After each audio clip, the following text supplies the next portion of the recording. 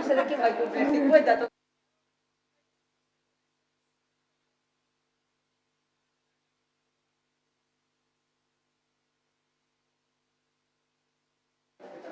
Sí.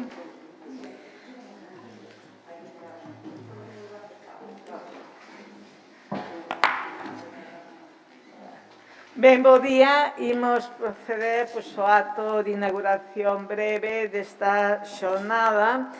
Agradezo a presenza das persoas que están xa na sala, tamén as que se incorporarán ao longo do día con toda certeza e os que tamén ao longo do día, incluso no futuro, nos seguirán a través de internet, non? Todos os anos nos reunimos no mes de novembro para facer, non diría que unha homenaxe, pero en certo modo tamén o é, non? Polo menos para recordar ou para reflexionar de arredor dunha figura do pensamento universal e este ano quen nos congrega é Sigmund Weil, que vai ocupar a xornada toda de hoxe. Acompáñanme na mesa Carme Adán, que é a nosa coordinadora da sección de pensamento, da nosa moi activa sección de pensamento do Consello da Cultura Galega, que todos os anos nos ofrece un programa continuado ao longo de todos os meses, o que vos convido a todos a participar. Digo participar porque realmente pois, a programación que parte desta sección é unha programación que tende justamente pois, o intercambio, non diría tanto o debate, que tamén pode xurdir, como realmente o diálogo entre persoas de distinto tipo, de distintas sensibilidades, de distintas formacións que se reúnen de arredor de un tema que vai tomando pois, unha perspectiva ou unha fasquía diferente en cada nova xornada, non? Por tanto, do que se trata é de pensar xuntos de arredor dos temas que a sección nos vai ofrecendo, non? É o caso tamén de hoxe, trátase de recordar pois, a figura dunha grande pensadora do século XX, pero ademais de refrescar o coñecemento que cada un deles, de vós, teña sobre ela, tamén de avanzar un pouco tamén adiante nese coñecemento e na apreciación do legado que nos deixou, non? Acompáñame tamén na mesa Celia Pereira, que é realmente pois, a coordinadora da xornada de hoxe, a coordinadora tanto do programa como tamén pois, da súa execución, do seu desenvolvemento, e ela exporá con mellores palabras que a min que foi o que pretendían facer e que é o que esperan pois, da xornada de hoxe e da vosa participación, porque estades aquí non como espectadores e espectadoras, sino como participantes nese debate ou nese diálogo que ten que ser realmente frutífero para todos, non? Entón, en primeiro lugar, Carme Adán e despois Celia Pereira.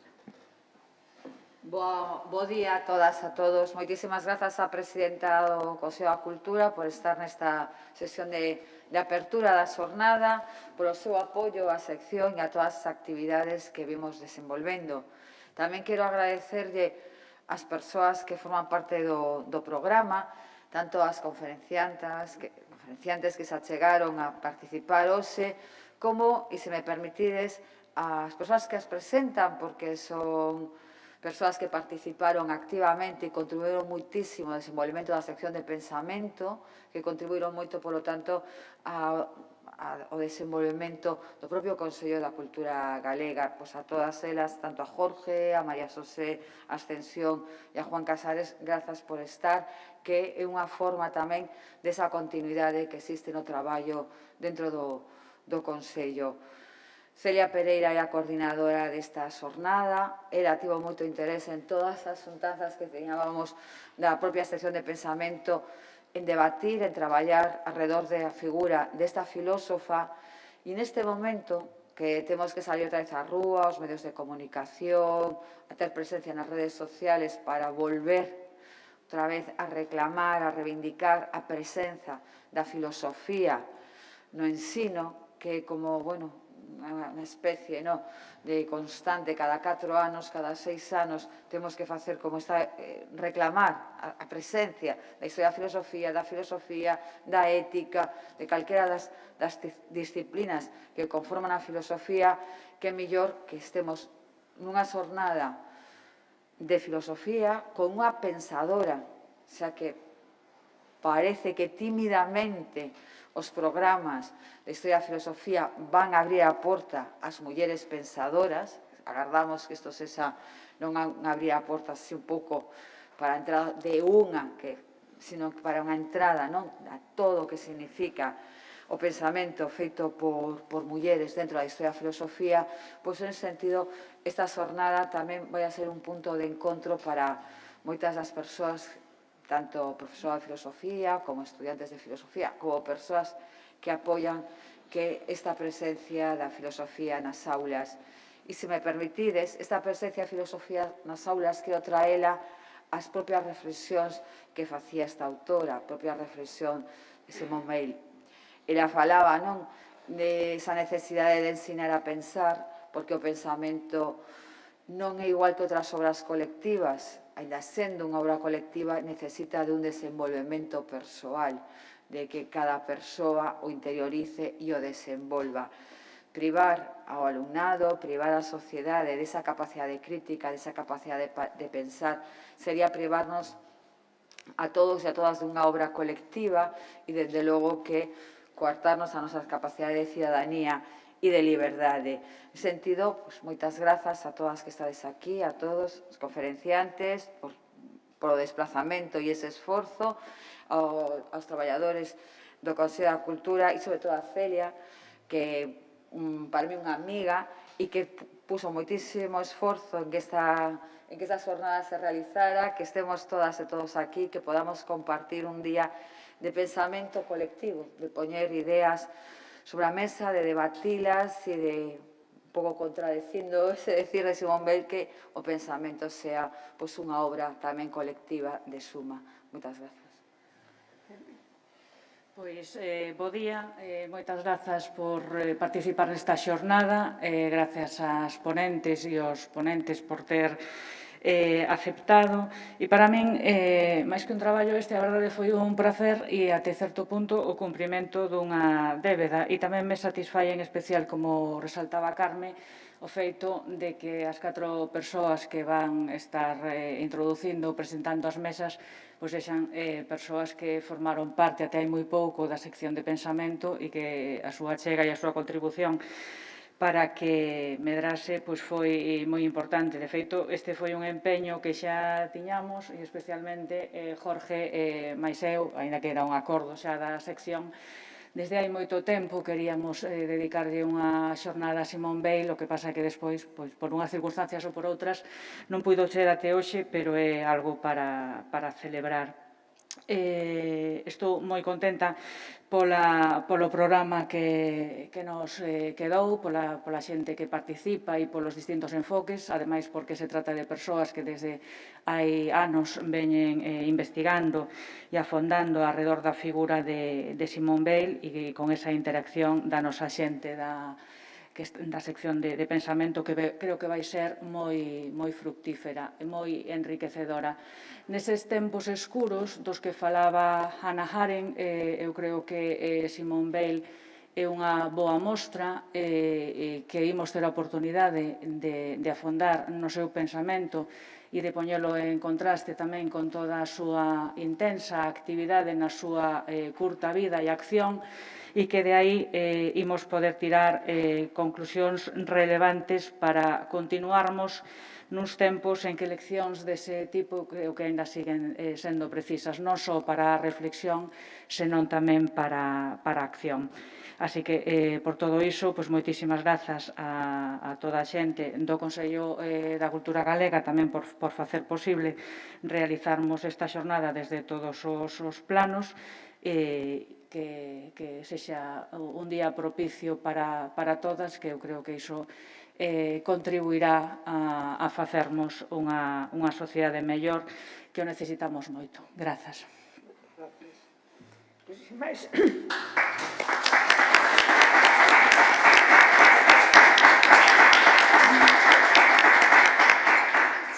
digo que, sin máis, chamamos á mesa a Jorge Álvarez, que presentará a Rosa Ríos, a que lle agradecemos que suba tamén.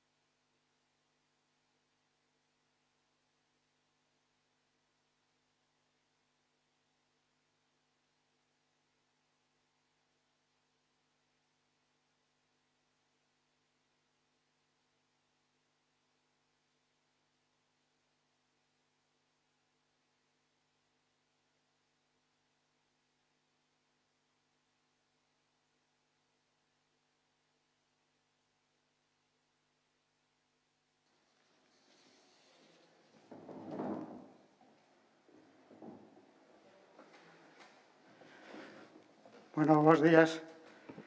Entón, imos comenzar esta xornada que de felicitar a iniciativa que tivo a sección de pensamento en dedicarlle a unha autora tan fascinante como é Simone Weil, que desos autores que non se poden ler sen máis.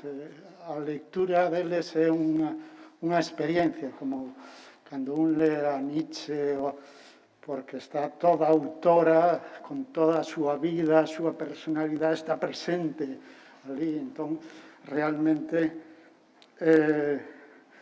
todo un casi trance de lectura cando un se afronta a Simone Weil. Entonces, enhoraboa, parabéns á sección de pensamento por esta iniciativa. Ben, e comenzamos precisamente cunha gran especialista en Simone Weil. Simone Weil e en outras autoras, en Zambrano, en Arendt, en fin, que é Rosa Ríos Gatell. Como estas presentacións serven tamén para pagar deudas intelectuais, eu non coñecía personalmente a Rosa Ríos, pero sí, claro, a sigo desde hai tempo, desde que lín un traballo, cando estaba traballando sobre Zambrano e Simone Weil, lín un traballo dela, un artigo que me impresionou, do mellor que hai sobre o asunto, que era precisamente sobre a relación entre Zambrano e Simone Weil, que chegaron a coñecerse en circunstancias moi efímeras, pero que tiven aí a impresión de que este é o tipo de traballo que hai que facer cando se enfrenta un cunha cuestión dese tipo, porque estaba realmente todo o que se podía manexar nese momento para establecer unha hipótesis verosímil, razonable sobre algo que estaba tan entre tinieblas, ¿no? Esa relación me pareció impresionante. Entonces, desde que lín ese traballo, pues xa seguín a obra de Rosa Ríos. Bueno, ela profesora honoraria na Universidade de Barcelona. Eso é destacar no seu currículum que traballou, que investigou, sigue a investigar dous grandes campos. Un, o pensamento do Renacemento, non? Que, bueno, claro, iso é un océano, non? E outro, o pensamento das mulleres, non necesariamente o pensamento feminista, que, claro, lóxicamente ten un lado que o feminismo, un lado máis que un lado, unha dimensión fundamental, pero o pensamento das mulleres, non? Entón, se un revisa toda a súa obra, ve que vai canalizada lóxicamente en estes dos grandes campos. Por citar o primeiro, non é moi conocido, porque aquí non chegou moito a unha edición del Príncipe, que foi a primeira traducción, parece ser que a primeira, non, que se fixo posiblemente no século XVII da obra de Maquiavelo, non?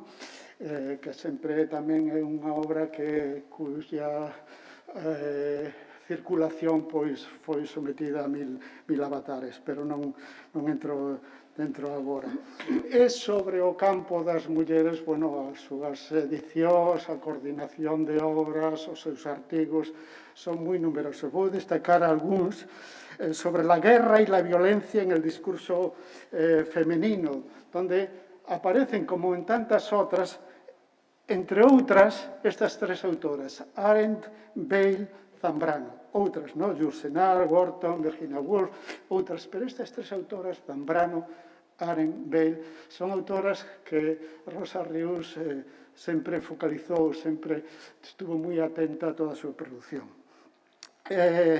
Pensadoras do século XX, que é unha obra que fai con unha autora que coñecemos aquí, Fina Virulés, non?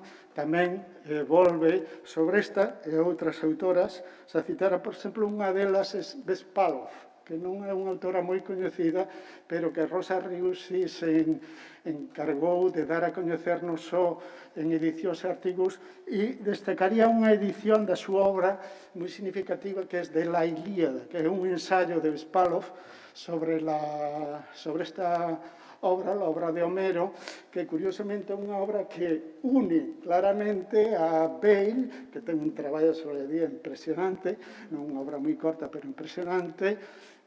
Todo o mundo sabe que Arendt manexa continuamente a Ilíada no seu pensamento político, na súa configuración da idea da polis griega, e a Zambrano, claro.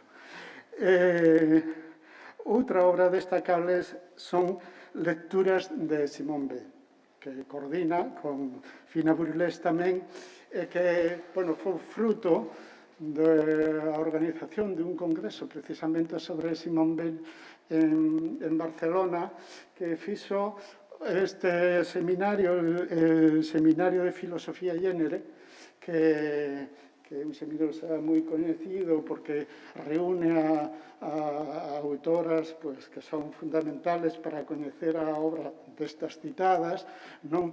E ese seminario organizaba este congreso, e o resultado dese congreso, esta obra na que participa, por certo, Emilia Bea, que é unha das ponentes tamén na obra de hoy.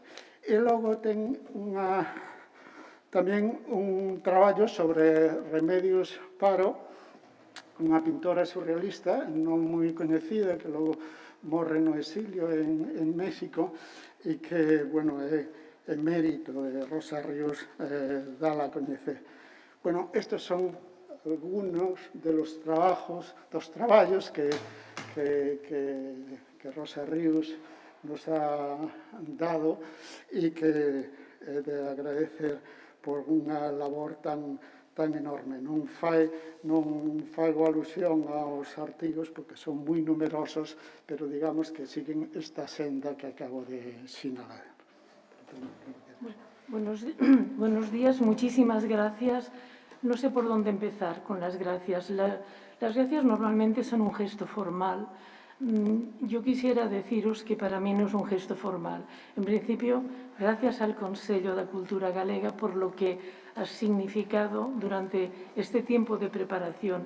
Escribí hace muy poquito a Celia Pereira, que para mí hace unos días era solo un nombre y unos correos, y le escribía que esta historia, es decir, este 9 de noviembre, empezó hace un poco más de medio año, cuando recibí un correo invitándome. Entonces, durante todo este tiempo, todas estas preparaciones que vas haciendo, lo cual no significa que estés solo dedicada a eso, pero lo tienes presente. Con lo cual, gracias a quien ha propiciado este encuentro. Gracias a Celia, gracias a las personas que estáis aquí. Gracias a Jorge por esta presentación, y espero y deseo que lo que podamos compartir aquí sirva realmente para dar un pasito más, para conocer a esta autora fascinante, como decía Jorge, y e importantísima, a mí me parece. Vamos a ver. Yo comenzaré refiriéndome a unas palabras de la cuidada presentación del programa de esta jornada. Perdón, a ver. Bien, que confirman la pertinencia de nuestro encuentro. Allí leo los análisis, dice, las creaciones e incluso el propio nombre de muchas de las mujeres que han ideado mundos y generado pensamiento original son a menudo reconocidos y desconocidos para un amplio sector de público. Me gustaría introducir o aportar un ejemplo de ello relacionado con la protagonista de nuestra jornada, un ejemplo relacionado con su nombre. Cuando la exministra francesa Simone Veil, con una sola V, una adolescente judía en Auschwitz, pues cuando hace 3 años, en 2018, fue enterrada en el Panteón de París, en julio del 2018, yo recibí muchos correos, muchos mensajes, como dándome la enhorabuena, pero no la enhorabuena a mí, sino que Simone Veil por fin estaba en el Panteón. Claro, quien me lo envió no solo eran personas amigas, conocidas, también de 2 instituciones, lo cual quiere decir que en 2018 todavía para según qué personas había una cierta confusión, con lo cual me parece importante pues este encuentro y todos los que podamos hacer para ir dándole este nombre, para ir viendo cómo esta autora todavía nos dice muchas cosas y todavía podemos pensar con ella. Yo voy a presentar brevísimamente como una biografía, pero muy breve, y esa biografía no dirá, sí que dirá nace y muere, pero me salto muchísimas cosas, porque quiero solo tocar 2 o 3 temáticas, y de esas 2 o 3 ya son como biográficas, pero a su vez tienen que ver con lo que quiero comentar aquí y que tiene relación con el título de esta intervención que ya recordaré. Vamos a ver. El de nacer y morir, sí que lo diré, nace en 1909 y fallece en 1943. Lo vemos muchas veces, pero entonces es como recordar y pensar cuántos años ha vivido. Son pocos, es decir, es una mujer que muere, que fallece muy joven. Es una autora en quien vida y pensamiento se entrelazan inextricablemente. Es verdad que se entrelazan inextricablemente, también tenemos que ir con mucho cuidado de no quedarnos pegados, fijados solo a su vida, porque entonces podemos cometer, hacer como un discurso agiográfico sobre ella o al revés, rechazarla, ¿no? Pero lo que sí es cierto es que vida y pensamiento en muchas ocasiones están vinculadas de las pensadoras y pensadores también que conozco. En el caso de Veil para mí es el más evidente. Por tanto, su biografía es interesante. Daré 2 datos solo de los padres, pero 2 datos que me parecen significativos. Ella nace en París, en el seno de una familia acomodada de origen hebreo. Allí recibe una esmerada educación. Esto me importa porque, digamos, si vas las biografías, ves que desde muy jovencita tiene una educación humanística supervisada por su madre. Su madre va a tener un papel decisivo en el conocimiento de Simone Veil. También es una educación estimulada por su hermano André, que tiene 3 años más que ella, que André Veil es un gran matemático. Simone Veil siempre lo ve como alguien como ideal, donde ella no va a poder llegar, al que siempre admiró y se sintió muy unida. Su padre, Bernard Veil, es alsaciano y educado en una estricta observancia judía. Sin embargo, él se declaraba agnóstico. El padre es médico. Me interesa señalar dar esta indicación, este médico que también va a tener mucho que ver con la cultura de Simone Veil. La familia de su madre, también judía, aunque mucho más liberal, provenía de Galicia, esta región histórica que está dividida hoy entre Polonia y Ucrania. Voy terminando con padre y madre, pero, digamos, me interesaba ver este mundo judío, que es un mundo en el que el padre está educado, en el que la madre lo es, y que, de hecho, Simone Veil rechazará. Rechazará, que es uno de los puntos que entra en determinados estudiosos, crea un conflicto. A mí me parece que Simone Veil hubiese vivido más años, probablemente hubiese modificado algunas de las posiciones. Esto es algo que no nos lo puede contestar, pero tengo esta impresión. Digamos que este es un punto conflictivo, lo dejo y podemos comentarlo, podemos pensar un poco. Vamos a ver.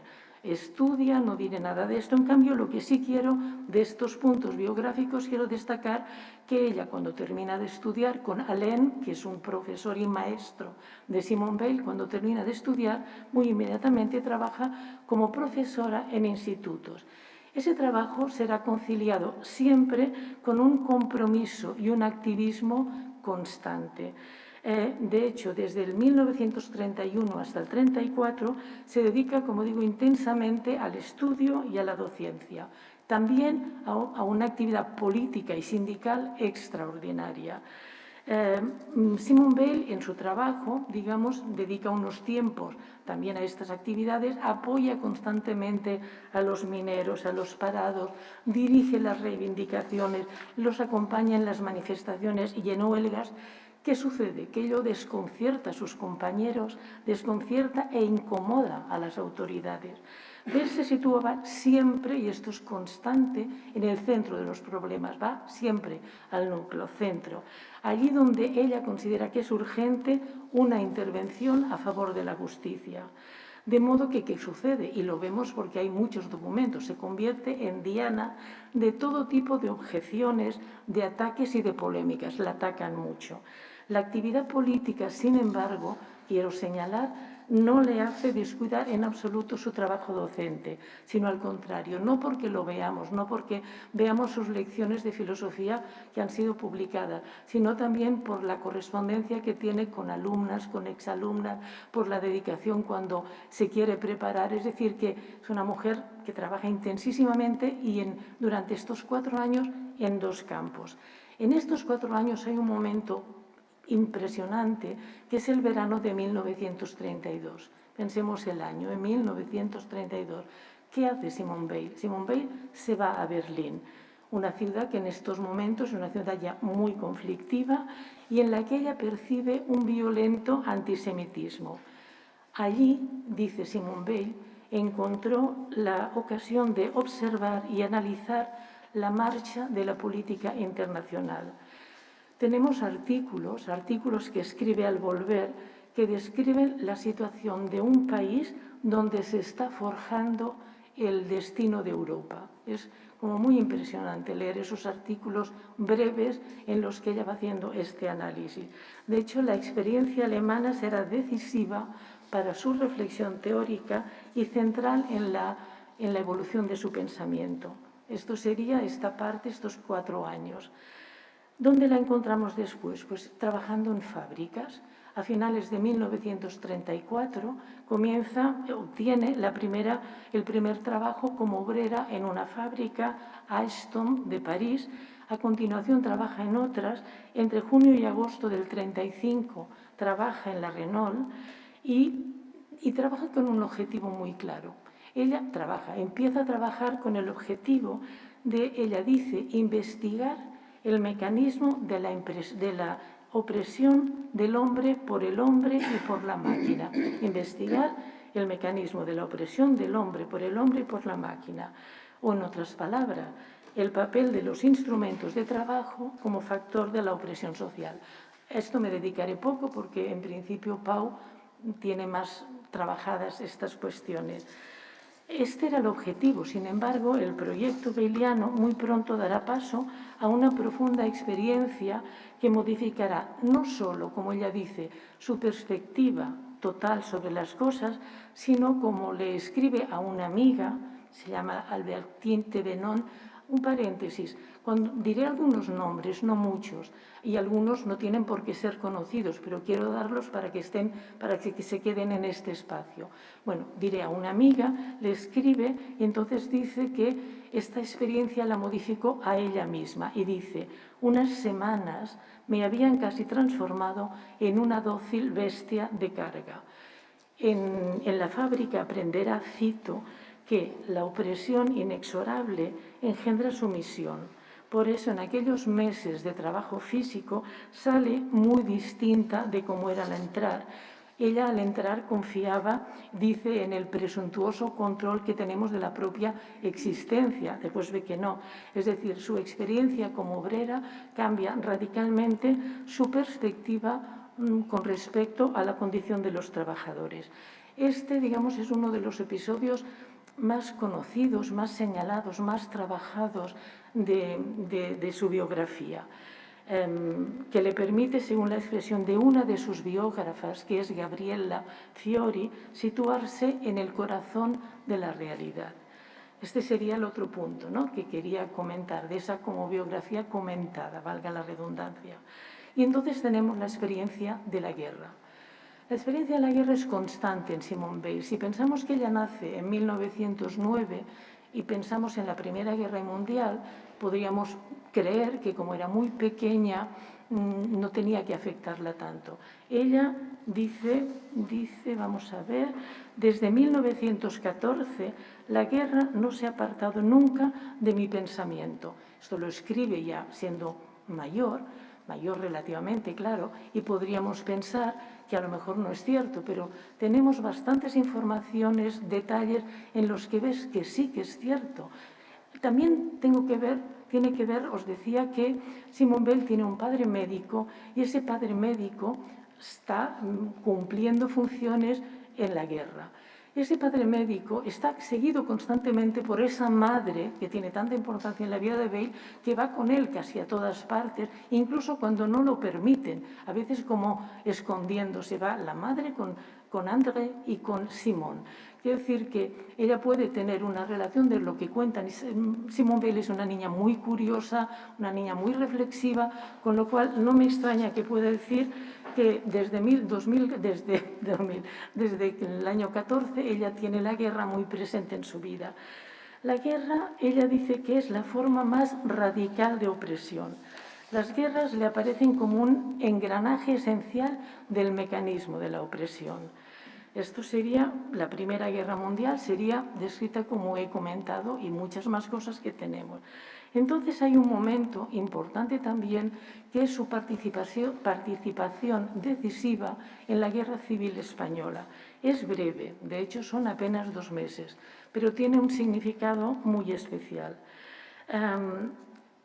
Para hablar de la Guerra Civil, hay una carta que el otro día le decía a Pau, yo no puedo leer sin sentir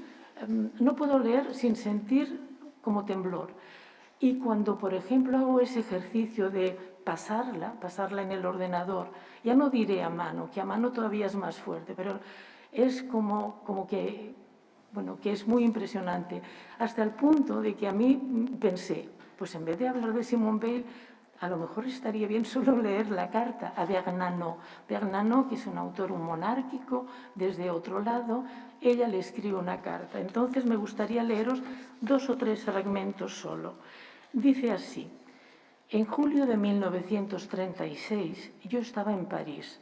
No me gusta la guerra, pero lo que siempre me ha provocado más horror que la guerra es la situación de los que se encuentran en retaguardia. Cuando comprendí que a pesar de mis esfuerzos no podía dejar de participar moralmente en esa guerra, es decir, desear todos los días, a todas horas, la victoria de unos y la derrota de los otros, me dije que París era para mí la retaguardia. Entonces en la carta cuenta todo, cuenta cuando sale de París, cuando llega a Barcelona, cuando va a la columna de Urruti, va contando. Pero lo que es más impresionante o muy impresionante de la carta es ver cómo describe, cómo explica lo que ha vivido y lo que ha oído, lo que le han contado. Y explica detalles muy dolorosos sobre cómo fusilan, cuándo fusilan, por qué fusilan, y es realmente muy impresionante. Entonces, digamos, de esta carta, ya digo, recomiendo la lectura para saber y entender muchas cosas de Simone Weil. Después, digamos, esta sería la del 36. Ella tiene un accidente y se cuenta mucho.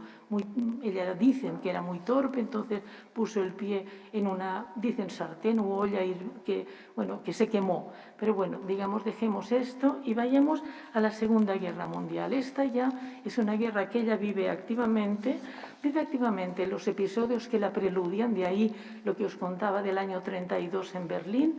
También vive activamente sus consecuencias, la invasión a Alemania de Francia, la salida de París junto con su familia, que se van, digamos, cuando París es declarada ciudad abierta, el periodo de Marsella, que es un periodo, sabéis que Marsella es la ciudad de los refugiados, o sea, ese periodo de Marsella que es un periodo muy doloroso por una parte, pero reconocido como uno de los periodos más productivos de Simone Weil. Después hay el exilio de Nueva York, que ella siempre pensará que horror el haberse ido, y después su paso a Londres, y ya desde Londres ella quería en todo momento ser enrolada en primera línea de la resistencia francesa. Le fue asignado un trabajo de redactora. Es un momento en que escribe febrilmente, es impresionante ver, porque lo tenemos, ver el material que escribió, increíble, no solo en cantidad, sino también en calidad. Entonces tenemos ya, digamos, en el 43 es diagnosticada de una tuberculosis, la llevan a un hospital, después a un sanatorio en Ashford y allí fallece en agosto del 43. Esto sería, digamos, muy importante. Cuando he comentado sobre la Guerra Civil Española, dejadme que sí que hay un momento que quiero leer. Cuando he comentado la carta a Bernanos, hay un momento en que dice: dejé España a mi pesar y con la intención de regresar más tarde. Sabéis, he comentado que había tenido un accidente. Voluntariamente no he hecho nada. No sentía ya ninguna necesidad interior de participar en una guerra que no era ya, como me había parecido al principio, una guerra de campesinos hambrientos contra propietarios terratenientes y un clero cómplice de los propietarios, sino una guerra entre Rusia, Alemania e Italia, con lo cual ya no regresó, dice, aquella ya no era la guerra en la que había sentido que debía participar. Bueno, digamos, hecho este recorrido, me gustaría haber situado mínimamente a Simone Weil con esa actividad, curiosidad, esa implicación, ese deseo incluso de padecer como los que están luchando. Entonces vayamos a nuestra propuesta, esta propuesta estratégica de Simone Weil, enfermeras en primera línea de frente. Del título destacaré de momento el sustantivo enfermeras, un sustantivo plural femenino al que Weil otorga carga de un contenido muy especial. Ellas, estas enfermeras, eran esas mujeres y para ella solo podían ser mujeres las que iban a ocuparse de lo que después veremos, con su sola presencia. Pero vayamos por partes. Simone Weil muchas veces se nos pregunta, no se reconoce como una feminista acérrima ni tan solo feminista, tampoco ha sido reconocida como tal. Entonces, ¿cómo valorar ese proyecto que a mí me parece de extrema importancia, en el que de las enfermeras se destaca precisamente su ser mujeres, su condición femenina y todo lo que, según Weil, comporta tal condición? Deseo señalar así que ese proyecto a mí me parece una de sus, comillas, grandes obras.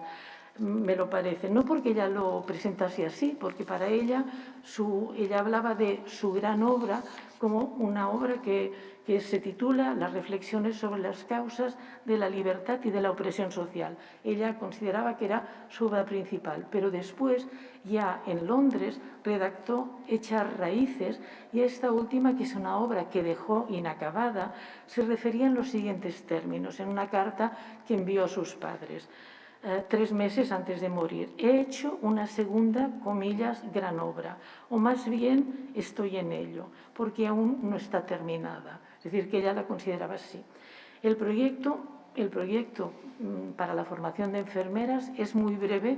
Me ha gustado cuando Javier ha hablado de la Ilíada o el poema de la fuerza como muy breve, pero importante, porque pienso, mira, este también es muy breve. Ha sido menos atendido tradicionalmente por los estudios, pero me parece, repito, una de sus grandes obras. En ellas encontramos, por ejemplo, este sentimiento indómito de la responsabilidad personal, la necesidad constante de Simone Weil de crear puentes hacia el mundo de los otros, del otro, hacia sobre todo quienes le parece que están sufriendo.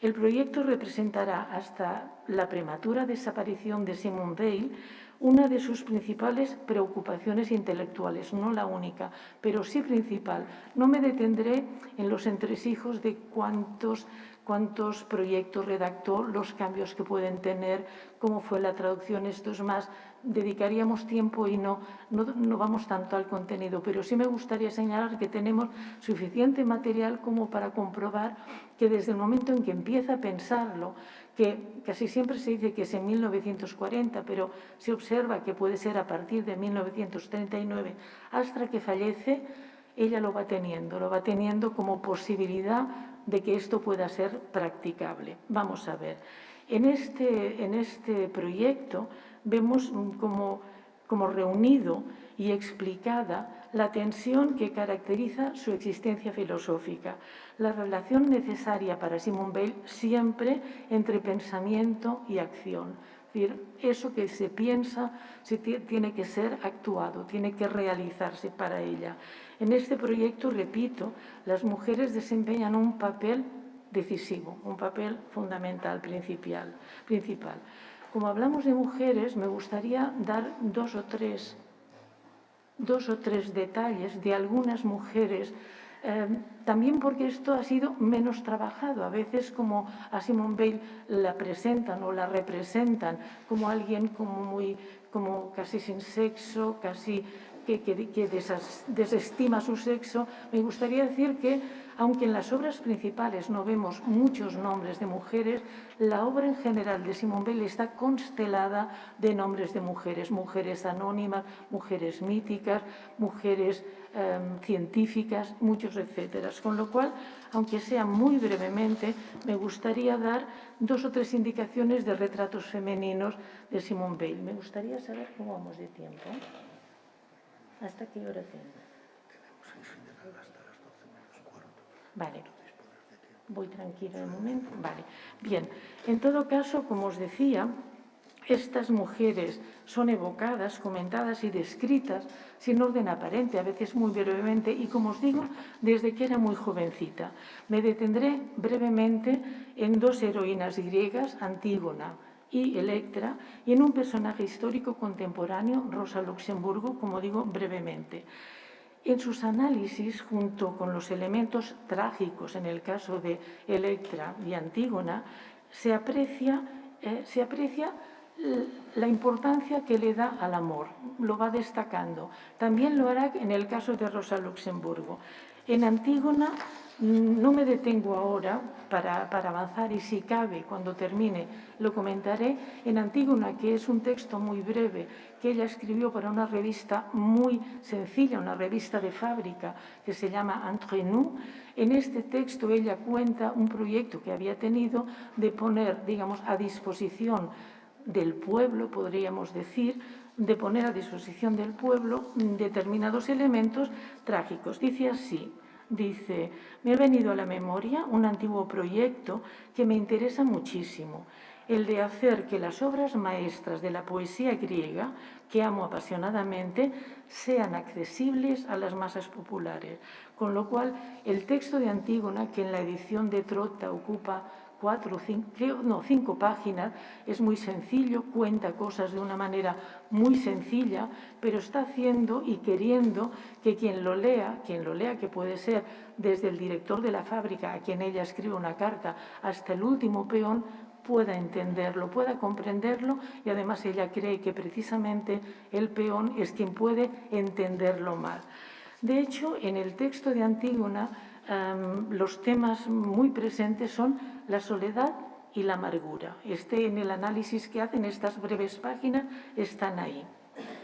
Antígona ilustra ese personaje que lucha contra todos y que, a pesar de los suplicios, no pierde en absoluto la libertad interior. Es una de las cosas que destaca. Antígona, en la tragedia vemos que quiere salvar el honor y la memoria de su hermano, e intenta hacer entender a Creonte sus motivos. Al hacerlo, descubre, y esto también quiere destacarlo Simone Weil, descubre, más allá de las exigencias de este mundo, dice, lo que es justo, lo que es bueno. Esos versos maravillosos en los que ella transcribe y se dedica Yo no nací para compartir el odio, sino el amor. Y Simone Weil también quiere destacar otro elemento de amor, que es el de Hemón, el prometido de Antígona, que entra en la tumba, y entonces destaca estos puntos. Me gustaba así señalarlos. Estas breves palabras sobre Antígona. Otra sobre Electra, y sobre Electra lo que haré es leer en principio cómo habla de Electra como tragedia de Sófocles. Y dice así. Dice que de hecho es el más sombrío y más luminoso de todos los dramas. Y dice, cito, esta historia de Electra está hecha para conmover a todos aquellos que en el curso de su vida han tenido la ocasión de saber lo que es la desdicha. Por supuesto, esta es una vieja historia, pero la miseria, la humillación, la injusticia, el sentimiento de que está completamente solo, de que está entregado a la desdicha, abandonado de Dios y de los hombres, esas no son cosas viejas, son de todos los tiempos. Verás, María José, que es verdad que es lo que tú decías en tu texto, donde María José Agra dice, las tragedias griegas, en efecto, podemos convenir con Rousseau, están lejos de nosotros. A pesar de ello, no han perdido su capacidad de instruir. Disintiendo de Rousseau, dice María José Agra, las tragedias griegas siguen siendo una fuente inagotable de reflexión y de renovación actualizada. Digamos, un texto, unas palabras muy parecidas o consonantes con lo que decía Weil. Weil destaca, digamos, contrariamente al dolor, en Electra, contrariamente al dolor de Antígona, que es un dolor vivo y fulgurante que dura el tiempo, de hecho, de un combate, de una batalla funesta, lo que destaca es cómo Electra tiene que resistir el dolor durante años y a pesar de sus sufrimientos, a pesar de todo ello, no cede a la fuerza, no se doblega ante la injusticia. Digo que Weil destaca precisamente el amor que Electra siente por su hermano ausente, por Orestes. Digamos, otra vez vuelve a destacar. Este amor constituye, según Weil, una fuente de esperanza que es más nutritiva para su alma que el deseo de venganza que puede sentir contra la pareja que ha matado a su padre. Dicho esto, de nuevo, en breves páginas vemos este recurrir al amor, a ese amor que Weil destacará. Dos palabras sobre Rosa Luxemburgo. Esas palabras, las que mencionaré, tienen que ver con una reseña breve también, una reseña que hace una reseña que hace de las cartas desde la cárcel. ¿Qué quiere destacar Simone Weil de esas cartas? Esas cartas que están fechadas en distintos momentos, en distintas prisiones que escribió Rosa Luxemburgo. Pues Weil lo que va a hacer es perfila como un dibujo de Rosa Luxemburgo y va subrayando rasgos femeninos hacia los cuales ella irá tendiendo progresivamente. Del contenido, por ejemplo, destaca, cito, apenas habla Simone Weil, hablando de las cartas, apenas hablan de otra cosa que de poesía, de flores, pájaros, amaneceres y crepúsculos, y exhalan una gran alegría de vivir. Cartas desde la cárcel, Y sigue, la vida de Rosa, su obra y muy particularmente estas cartas testimonian una aspiración de vida y no de muerte, de acción eficaz y no de sacrificio. Y la acción eficaz es algo fundamental para Weil, con lo cual esas cartas escritas desde la cárcel que exhalen esto es muy importante, con lo cual dice que la tristeza para Rosa, cuando digo Rosa es muy bonito ver que habla de ella con el nombre propio solo, digamos que va dirigiéndose como una cierta familiaridad. A lo largo de toda la reseña, Weil muestra una fascinación por esta mujer de luz que solo se obedece plenamente a sí misma. Y entonces dice, termina la reseña con las siguientes palabras. Rosa no sacaba su alegría y su piadoso amor por la vida y el mundo de esperanzas engañosas. Las sacaba de su fuerza de alma y de espíritu. Por eso todavía hoy se puede seguir su ejemplo. está claro que, de hecho, Simone Weil quiso seguir ese ejemplo, ¿no? Sacar esa fuerza, extraer fuerza del alma, del espíritu. Entonces, aquí tenemos estos puntos. Me ha costado escoger, porque había dos más, pero se han quedado en el escritorio del ordenador. Entonces, hay otras mujeres de luz que serán propuestas por Simone Weil, que serán esas enfermeras del proyecto, de ese proyecto de enfermeras de primera línea. Nos acercamos ahora a ese proyecto. Ese proyecto quedó precisamente como proyecto, no se pudo practicar. Entonces, fue considerado por casi todos los receptores como un proyecto inaceptable, impracticable. Podríamos preguntarnos, ¿lo era realmente? ¿Era realmente impracticable? A mí me parece que no. Pero bueno, veremos. En una carta que escribió desde Nueva York en 1942, cuando ella quería volver al continente, le escribió a su amigo y compañero de estudios Maurice Schumann, le confesaba sentirse muy desgraciada por el hecho de que el jefe del Comisariado del Interior juzgara impracticable el proyecto que había enviado con anterioridad. Hay unas cuantas cartas en los últimos escritos de Londres, entonces ella le había enviado una carta con el proyecto, añado, que es el proyecto que se ha conservado. Esto que decía antes, que hay muchos entresijos de cuántos envió muchas copias, ella quería que se realizase. Entonces, había enviado y está muy triste porque no se practica. A pesar de todo, escribía: no he perdido la esperanza, y estamos hablando en el 42, no he perdido la esperanza de que se realice algún día. Tanto es el sentimiento ya desde hace tiempo de que es algo que debe llevarse a cabo. ¿Cuál era el objetivo de ese proyecto? Simplificando al máximo, el proyecto se presentaba como contrapunto de las formaciones especiales hitlerianas de las SS. Simplificando al máximo, ¿no? Es un contrapunto de qué están haciendo las formaciones especiales de las SS. La misma Weil nos procura las principales informaciones sobre la génesis de este texto en una solicitud para ser admitida en Inglaterra. Ella, desde Marsella, en 1941, presenta una solicitud para ir a Inglaterra. En esta solicitud precisa que el proyecto había sido aprobado por un senador y dice que es un miembro de la Comisión del Ejército del Senado, que él mismo había hecho aprobar este proyecto por la comisión y lo había enviado un informe al Ministerio de Guerra. Vamos a ver, dicho esto, así como una cierta confusión, es como un argumento de autoridad. Ella, cuando en la petición, en esta solicitud del 41, cuenta que ha recibido este beneplácito, de acuerdo, lo cuenta. Después también hay una información de si esto fue o no fue, de que no se han encontrado documentos, pero es igual. Esto que en la petición lo incorpora, en el proyecto será el primer punto. Como un proyecto he sido autorizada, vamos a ver. Entonces, digamos, hay distintos puntos de esta solicitud del 41 que serán recogidos con ligeras variaciones en el proyecto. Mencionaré solo uno.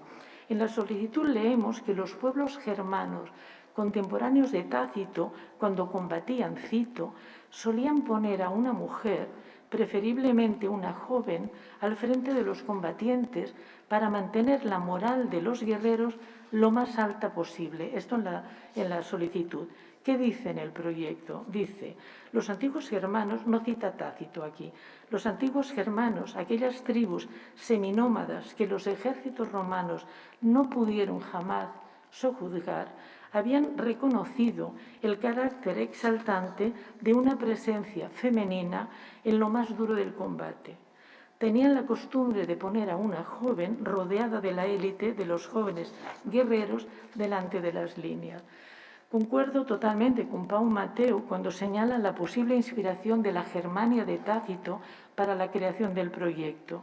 Como señala Pau, dado que Weil cita esta obra en un artículo que comenzó a escribir después de la invasión de Praga, 1939, es posible que se inspirase en ella para idear el proyecto de enfermeras y para destacar, estas son palabras de Pau, la feminidad de este cuerpo como una cualidad importante.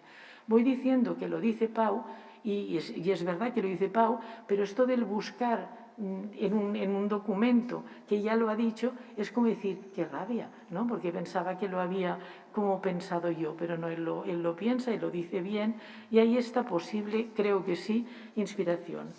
Casi al comienzo del proyecto, Bale especifica lo siguiente: después de ese argumento de autoridad, casi de ejército y de senado, después habrá otro argumento al que mencionaré dentro de un ratito. Bale especifica que dicho proyecto concierne, cuenta así, a la constitución de una formación especial de enfermeras de primera línea. Esta formación, dice Bale, que va a ser muy móvil y debería en principio encontrarse en los lugares más peligrosos para prestar primera ayuda en plena batalla. En esos lugares de máximo peligro, su función, dice Bale, no será matar, sino socorrer a heridos y moribundos. Para Bale, el amor, aunque infinitamente frágil ante la fuerza, será una manera de plantear otro heroísmo, un heroísmo diametralmente opuesto a la, por así decir, virilidad aristocrática tradicional. Para empezar la experiencia, Bale dice que considera suficiente, cito, un pequeño núcleo de 10 o incluso menos, y se podría empezar en un plazo tan corto como se quiera, pues la preparación necesaria es casi nula. Esas enfermeras, como tantas enfermeras de las guerras, no son enfermeras tituladas, son mujeres que con muy poquita formación pueden atender. Ella dice que hizo un curso de primeros auxilios y que había aprendido cosas elementales como poner una inyección, hacer un torniquete, curar una herida. Por lo tanto, esto se hace con un plazo bien corto, permitiendo, dice, que se pueda organizar esa formación en muy poco tiempo y no es necesaria una preparación particular, ¿no? Digamos que eso que os he comentado es muy elemental y se puede hacer. ¿Qué cualidades deben tener las integrantes de ese cuerpo? Ella dirá que las cualidades que deben tener esas mujeres son, cito, las cualidades morales indispensables, aquellas del tipo de las que no se adquieren. La eliminación de las mujeres que se presentaran sin poseerlas sería un problema fácil de responder. Es decir, los horrores de la guerra, ella dice que están tan presentes en su día, ¿no? Están presentes en la imaginación de todos.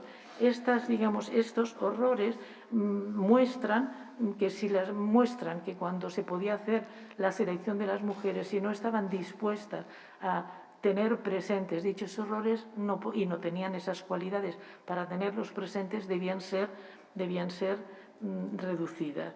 Requisitos: pocos. Ella lo que hace es decir, por ejemplo, que de esa agrupación deberían separarse las madres, las esposas y las jovencitas por debajo de cierto límite de edad. O sea, no madres, no esposas y no gente muy joven. Ella, que en ese momento, cuando empieza a escribir, pues tiene unos 30 años y ya se considera con edad suficiente para no ser esa jovencita, es decir, para ser una de esas enfermeras de primera línea. La aparente impracticabilidad reside, según dice, en su novedad. Esto es un punto que me gustaría, si tenemos tiempo, dejemos el concepto de novedad, si tenemos tiempo, comentarlo para hablarlo con vosotros.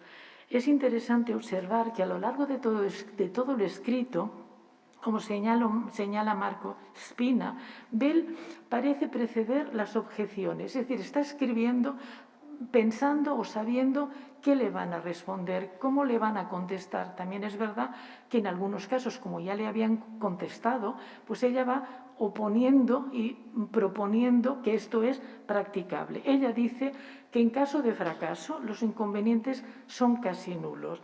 En caso de éxito aporta considerables ventajas. El fracaso solo se produciría, dice, por la incapacidad de las mujeres de la formación, y que solo se pueden temer dos cosas, las pone y también las explicita. Una de ellas es que delante, digamos, de tanto horror, delante del campo de batalla, esas mujeres puedan, bajo el fuego, puedan fallar. Otra dice, cito, que su presencia entre los soldados tenga un efecto perjudicial sobre las buenas costumbres, pero también lo resuelve. Quiero decir que lo dejo así, pero que ella ya sabe que puede haber problemas. Es evidente, dice Bale, que estas mujeres tienen que tener una gran dosis de valentía.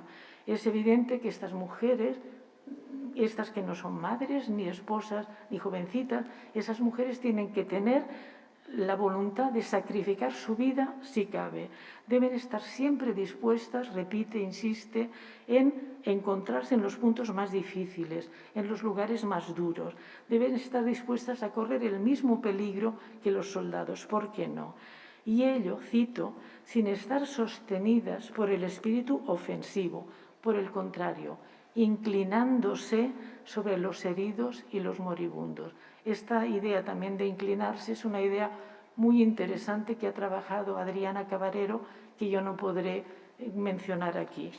Dice Bale, escribe que el consuelo moral que llevarían a todos aquellos de los que pudieran ocuparse sería inestimable. Consolarían agonías, recogiendo los últimos mensajes de los moribundos para sus familias. Reducirían, gracias a su presencia y a sus palabras, los sufrimientos del periodo de espera, y quiero subrayar espera, a veces tan largo y doloroso, que transcurre entre los momentos de la herida y la llegada de los camilleros. Aunque solo fuera por eso, dice Simone Bale, ya sería una razón suficiente para constituir una formación de mujeres. Esta ventaja ya es considerable. Esta ventaja, dice Bale, no está contrarrestada por ningún inconveniente, pero hay otras ventajas vinculadas a la ejecución de este proyecto. Abro un paréntesis. Cuando os he dicho que cuando empieza el proyecto, hace esa referencia a que ha sido, digamos, que ha recibido beneplácitos. Entonces hay otra referencia, seguidamente, es el segundo párrafo, en el que habla de un amigo al que ha visto muy poco, que es Joe Busquet, que es un poeta que quedó parapléjico en la Primera Guerra Mundial. Entonces ella tiene una larguísima conversación de una noche entera, que va a Carcassonne a verlo, y después hay una correspondencia. Entonces este es un personaje, es un autor que le da también el beneplácito. Han tenido conversación, han tenido correspondencia y ella le ha preguntado qué le parece su proyecto.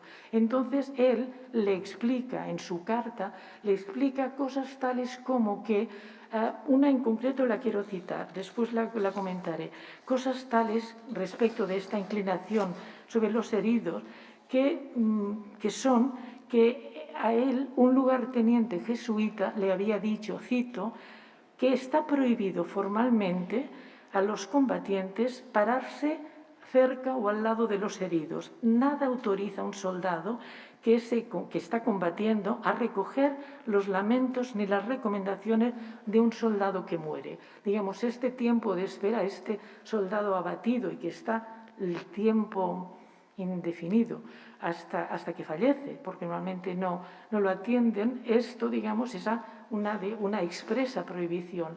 Esto está en la carta. La otra, y esta cuestión, claro, está en el lado totalmente opuesto. Este poeta amigo le dice a Simone Bale que realmente su proyecto es practicable, aunque, digamos, tiene que modificar algunas cosas. No entro aquí, pero él las explica de una manera muy interesante desde alguien que ha estado en la guerra, que ha estado combatiendo.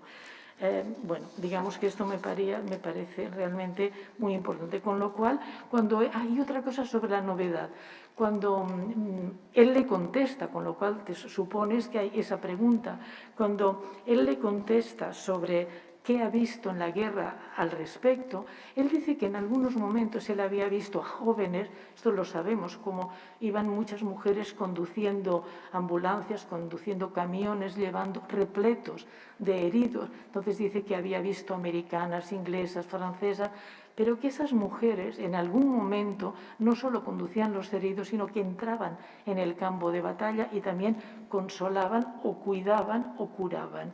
Entonces, digamos que este aspecto que antes os decía de novedad, sí, pero ya sabemos que en otros momentos ha sido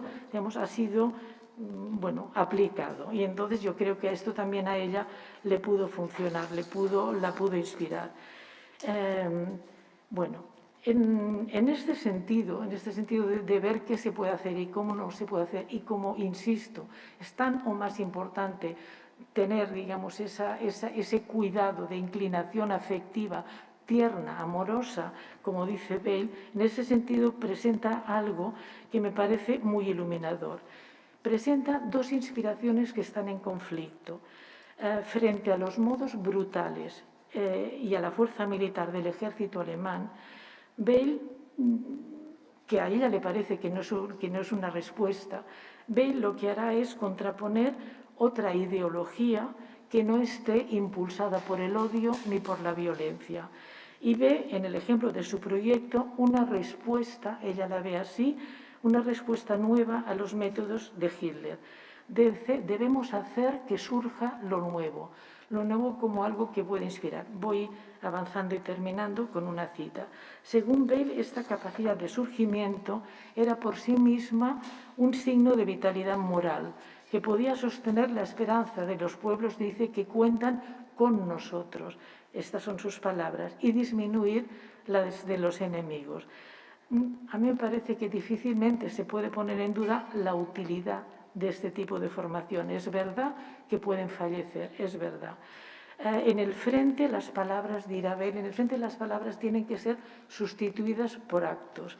Esta inspiración no tiene que producir pues discursos, sino gestos. Se trataba para Bale de oponerse al planteamiento ideológico hitleriano, con medios, como ya he dicho, alternativos a la violencia, oponiendo a la idolatría brutal del nazismo una valentía de inspiración muy distinta. Iré terminando con una cita un poco larga que explica, creo yo, y resume el proyecto, que está avanzado. Voy casi terminando, pero la cita lleva unos minutos. Dice así: las SS constituyen una expresión perfecta de la inspiración hitleriana. En el frente, si podemos creer algunos informes aparentemente imparciales, tienen el heroísmo de la brutalidad y lo empujan hasta el límite que puede alcanzar la valentía, que no niega.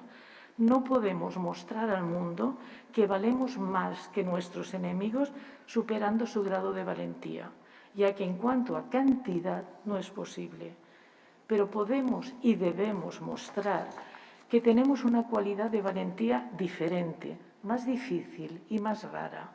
La suya es de una especie brutal y baja. Procede de la voluntad de poder y de destrucción. Como nuestros objetivos son diferentes, dice Bale, de los suyos, nuestra valentía procede también de una inspiración totalmente diferente. Ningún símbolo puede expresar mejor nuestra inspiración que la formación femenina propuesta aquí. La simple persistencia de algunos servicios humanitarios en el centro mismo de la batalla, esto que os decía, ella dice en el punto culminante de la salvajada. Sería un desafío explosivo hacia esa salvajada que el enemigo ha elegido y que a su vez nos impone. El desafío sería tanto más chocante, sigue Bale, cuanto que esos servicios humanitarios serían llevados a cabo por mujeres y envueltos en ternura maternal.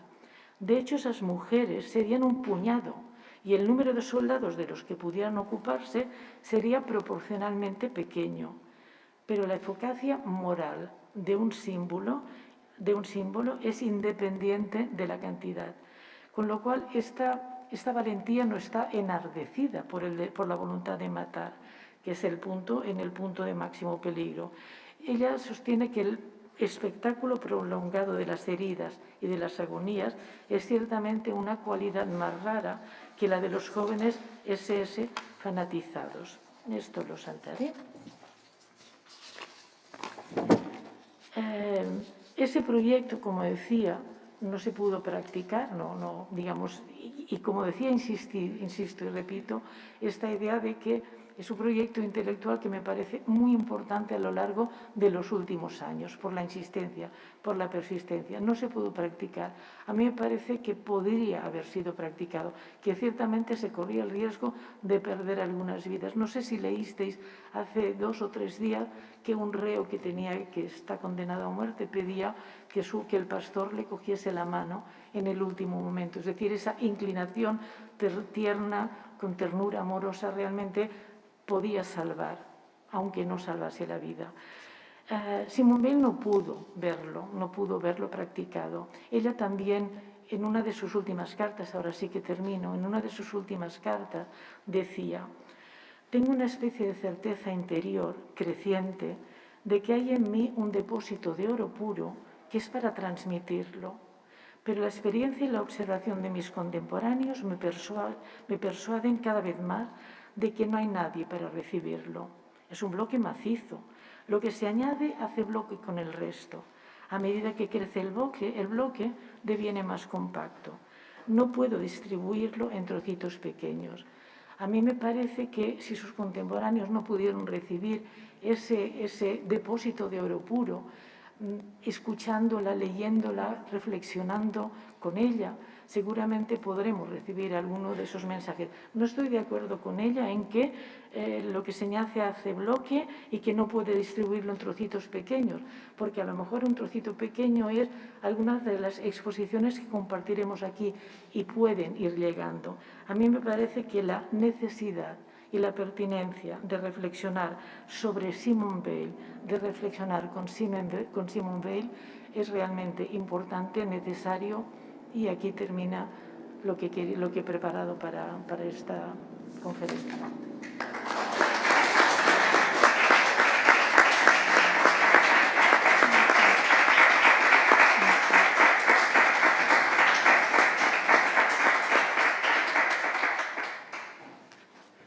Moitas grazas, Rosa, por esta presentación biográfica, atencións, que é verdade que non é que se pasa por alto a atención ás mulleres que hai en Simone Weil, e por esta incursión no proxecto de enfermeiras, que en realidad, en boa parte, non sei se compartes esta idea, foi un factor que la hundió en una depresión tremenda. Yo no sé si con la enfermedad también fue una de las causas que pesó definitivamente en su final, porque la destrozó el que no fuera admitida este proyecto. Bueno, muy bien, interesante. Tenemos unos minutos, hasta menos cuarto, para poder debater o que consideredes oportuno.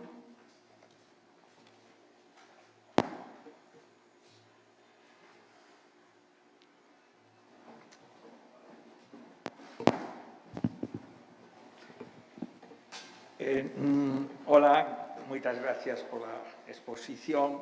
Bueno, voy a hablar en castellano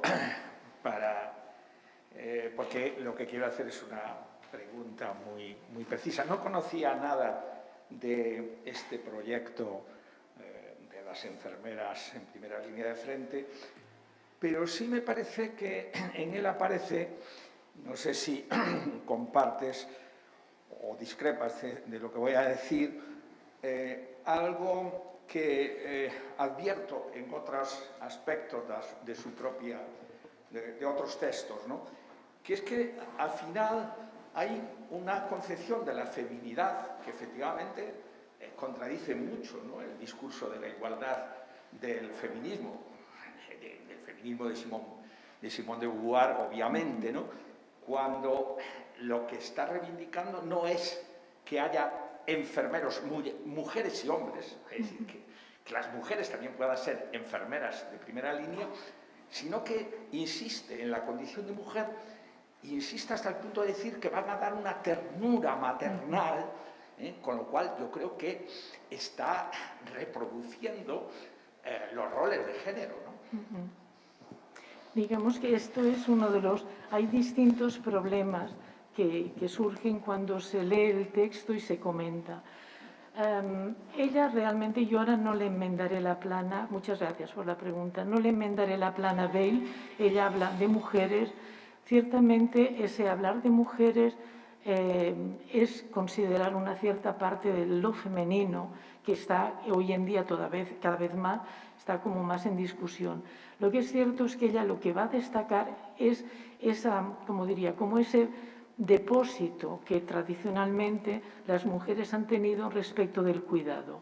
Es verdad que en estos momentos cada vez más podemos considerar que hay no solo enfermeros, que como se ha visto en la reciente crisis, sino personas que tenemos muy cerca que tienen ese cuidado, llamemos femenino, como pueden ser personas que yo conozco y que están aquí, y como pueden ser, por ejemplo, y hablando del Renacimiento, un autor como San Juan de la Cruz. Es decir, hay mucha feminidad en distintos hombres.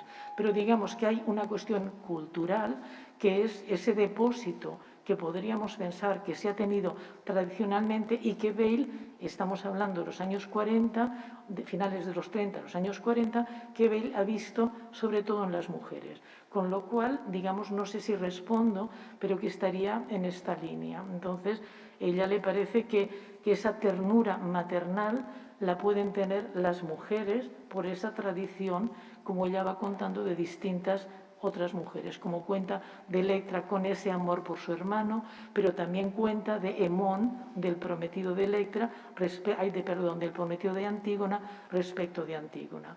Es decir, pero gracias por la pregunta, siempre hay un pequeño conflicto en ver ese apoyo que da.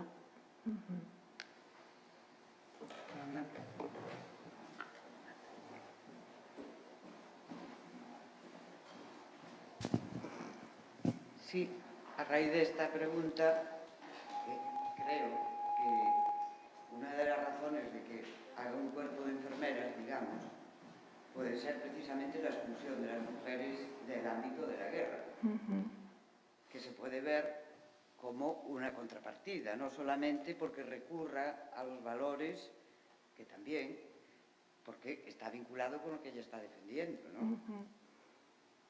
Y la experiencia de la guerra, que es brutal y que le lleva a ella misma a cambiar de posición en función de sus distintas experiencias ante la guerra, ¿no? Entonces yo creo, no sé si tú estás de acuerdo, Rosa, en que lo que está haciendo con la propuesta es una propuesta de acción que se puede llevar a cabo, que es lo que le preocupa a ella. Y cómo las mujeres pueden participar en primera línea y no hacer una proclama de decir es que somos iguales, es que eso no es el problema.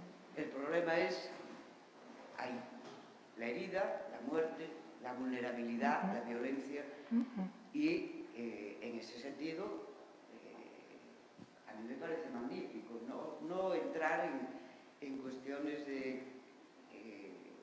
reproducción de roles, porque el contexto es político, es otro, y en ese mismo podemos hacer una lectura, pienso yo, de una aportación, si podemos decirlo así, igualitaria. Aparecen en el frente, aparecerían en el frente contribuyendo en la medida de lo posible, porque lo otro sería cambiar todas las estructuras. Sí, sí. No te puedo decir nada, totalmente de acuerdo. La cuestión es, como has comenzado diciendo, que realmente eso, que ya sabemos que durante las guerras las mujeres ocuparon unos lugares y que después volvieron como para atrás, ¿no? En este caso, ella lo propone, claro, lo propone como ella dice, como motivo de inspiración. Claro, en este caso concreto, podría, como decía él, podría pues haber considerado que también puede haber algún enfermero, pero como tú dices, ella considera que esa disposición, hasta donde ella sabe, en el momento que sabe, tiene, y es un honor, por así decirlo, que lo tengan esas mujeres dispuestas a morir, como están dispuestos a morir distintos combatientes, por así decirlo.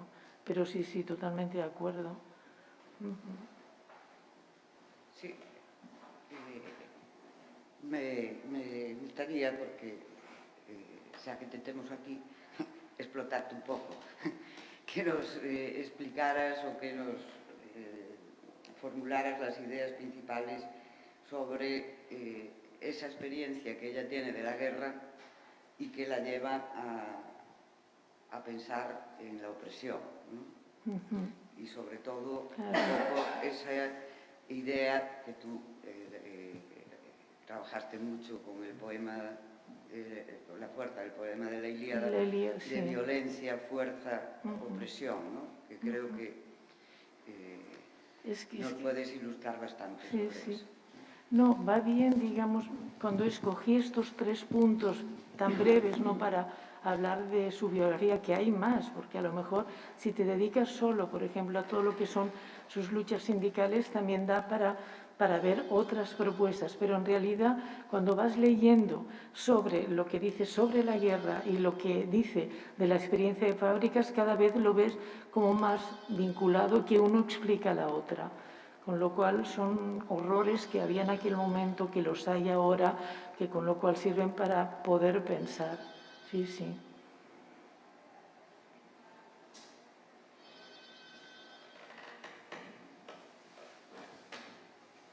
Sí, hiciste alusión a la carta Bernanos, que efectivamente es realmente impresionante, ¿no? Como desde posiciones como recordaste tan distintas, ¿no? Un hombre conservador, católico, monárquico, que era Bernanos,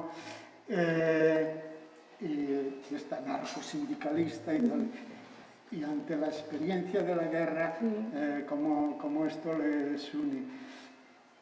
Pero es verdad que Bale tuvo esa etapa de pacifismo estricto y que le planteó muchos problemas, no solo políticos, morales. Sin embargo, su compromiso activo en las dos guerras, en la Guerra Civil Española y en la Segunda Guerra Mundial. ¿Podías comentarnos algo de ese dilema y de esa tensión que vivió entre su pacifismo, que Alain había estimulado mucho en Francia, tal, y esta necesidad, sin embargo, de tal? Pero luego llega la experiencia esa que comenta Bernanos, que parece como reafirmarle que la guerra es el horror de los horrores. Pau, ¿tú lo contarás esto? No. Bueno, es que en realidad este es otro de los dilemas, pero claro, ante esta situación es necesario la guerra. Es decir, que en algunos momentos hay realmente ese pacifismo muy real y muy radical, pero realmente en ese momento cabe la guerra. Entonces ahí no tiene ninguna duda. Y lo que quería comentar es respecto de esta carta, que ya digo, es uno de los mensajes que me gustaría lanzar, si podéis leerla, porque se encuentra por internet fácilmente, es breve, es ciertamente ver cómo en posturas políticas, ideológicas muy distintas, ella casi se acerca más en el análisis de, cuando habla del olor de sangre, se acerca más a algunos discursos de Bernanos que a algunos, como ella dice, y lo lamenta, de sus compañeros.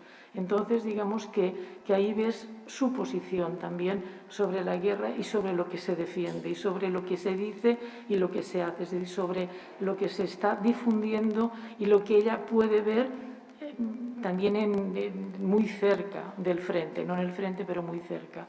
Esto sería un punto. Y el otro sobre esta cuestión de pacifismo, claro, cuando tú ves, por ejemplo, la idea que te hablan de una Bale pacifista muy heredera, por ejemplo, de su maestro Alain, y paralelamente en esa corta vida la ves con el mono y con el fusil, te llama la atención, pero es que realmente ella tiene clarísimo que hay momentos en los que se tiene que actuar. Es otra manera, que no es no pacifista, es otra manera. O sea que... Bueno, pues, si non hai máis palabras, cerramos aquí esta sesión. Entonces, ás 12 temos ahora unha pequena pausa e entonces ás 12 volvemos para escoitar a seguinte intervención de Pau. Gracias. Muchas gracias. Muchas gracias. Esto de llevar mascarilla, que a veces muchas gracias y no puedes sonreír, pero realmente tengo la sonrisa dentro y el agradecimiento por vuestra atención y por el encuentro. Gracias.